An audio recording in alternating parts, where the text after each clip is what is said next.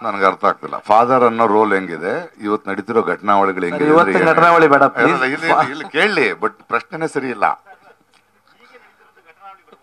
ಯಾವುದು? ಹ್ಮ್ ಹ್ಮ್ ಹಿಂಗ್ ಹೋಗಿ ಬಾಲ್ ಹಿಂಗ್ ಮಾಡಿದ್ರೆ ಹಿಂಗಿಂದ ಹಿಂಗ್ ಸ್ಪಿನ್ ಆಗಿ ಹಿಂಗ್ ಸ್ಪಿನ್ ಆಗಿದೆಯಪ್ಪ ಬಾಲ್. ಡಬಲ್ ಗೂಗ್ಲಿ ಇದು. ಅದು ಹೆಂಗ್ ಉತ್ತರ ಕೊಡೋದು ಪುಟ್ಟ ನಾನು ಅದಕ್ಕೆ? ಘಟನಾವಳಿಗಳು ಎಲ್ಲ ಮಾತಾಡ್ತಾ ಇದ್ದಾರೆ 1.5 ತಿಂಗಳಿಂದ ಅಲ್ವಾ? ಸೊ ನಾವೇನ್ ಮಾಡೋಣ ಅಂದ್ರೆ ಸ್ವಲ್ಪ ಚೇಂಜ್ ಮಾಡೋಣ.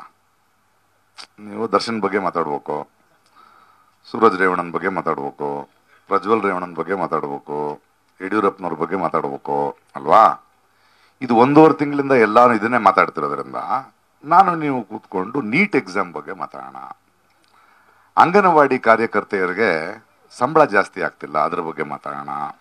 ಆಮೇಲೆ ಆಟೋ ಡ್ರೈವರ್ಸು, ಈ ಬೈಕ್ ಡ್ರೈವರ್ಸಿಂದ ತೊಂದರೆ ಆಗ್ತಾ ಇದೆ, ಅದ್ರ ಬಗ್ಗೆ ಮಾತಾಡೋಣ. ಈ ಸರ್ಕಾರಿ ಶಾಲೆಗಳಲ್ಲಿ ಬಿಸಿ ಊಟದ ಅಡಿಗೆ ಮಾಡ್ತಾರಲ್ಲ, ಅವ್ರಿಗೆ 3,000 ರೂಪಾಯಿ ಸಂಬಳ ತಿಂಗಳಲ್ಲಿ, ಅವಳು ಕದಿದೆ ಏನ್ ಮಾಡ್ತಾಳೆ, ಅದ್ರ ಬಗ್ಗೆ ಏನಾರು ಮಾತಾಡೋಣ. ಯಾಕಂದ್ರೆ ಮಿಕ್ಕಿದವರೆಲ್ಲ ಬಹಳ ಬ್ಯುಸಿ ಆಗಿರೋದ್ರಿಂದ ನಾವು ಇದ್ರ ಬಗ್ಗೆ ಮಾತಾಡೋಣ ಅಲ್ವಾ?